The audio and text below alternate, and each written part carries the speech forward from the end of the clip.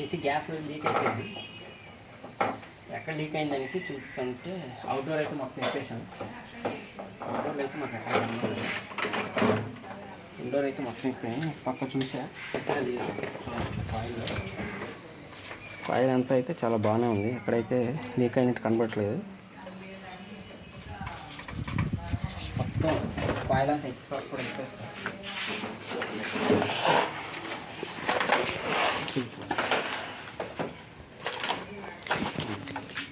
Coil అయితే పక్కా dry ఉంది, ఎక్కడ ఆయిల్ అయితే లేదు. ఈ సైడ్స్ చూపించాను మీకు, ఇక్కడ లేదు. ఒకసారి అవుట్డోర్ చూపించాను.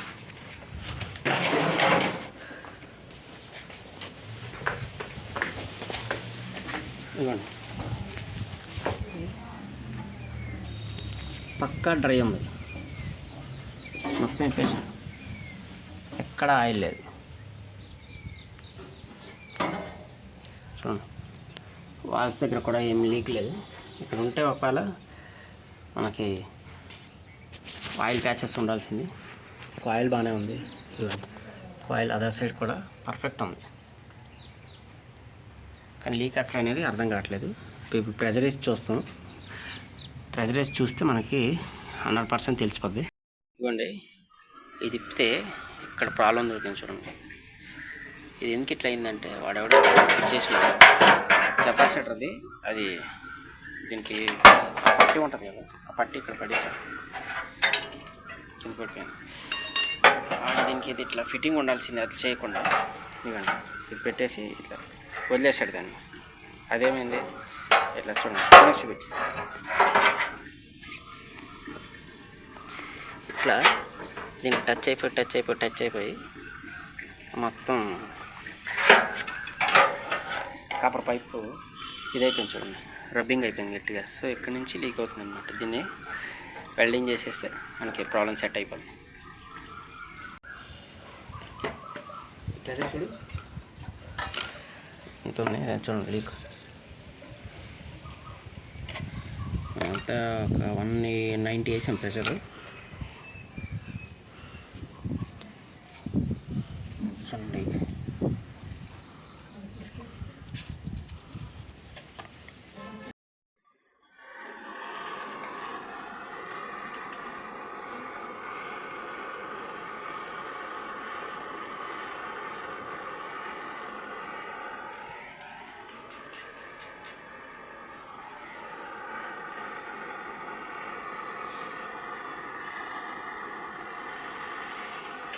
చెప్తానా.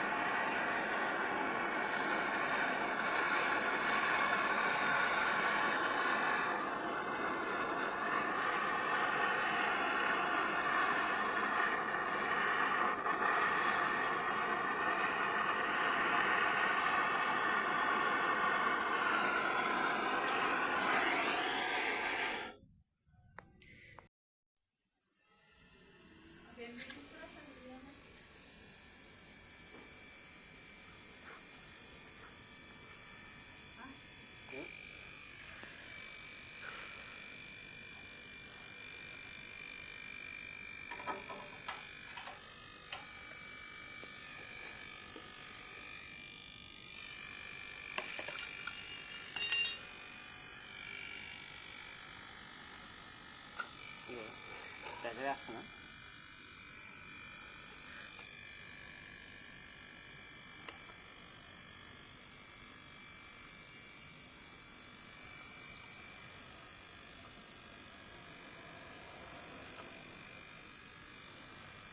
ఇదంతా 100 120 140 ప్రెజరైతే రాలేదు.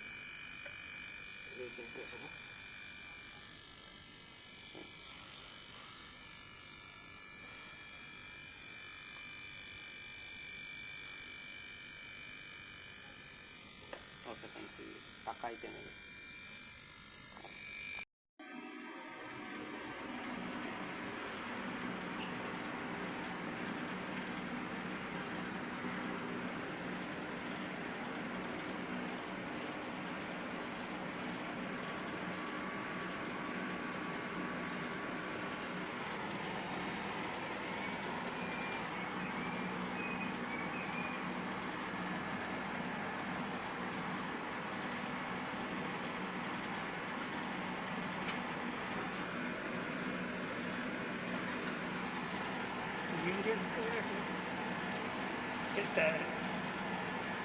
ఇంత వచ్చిందా?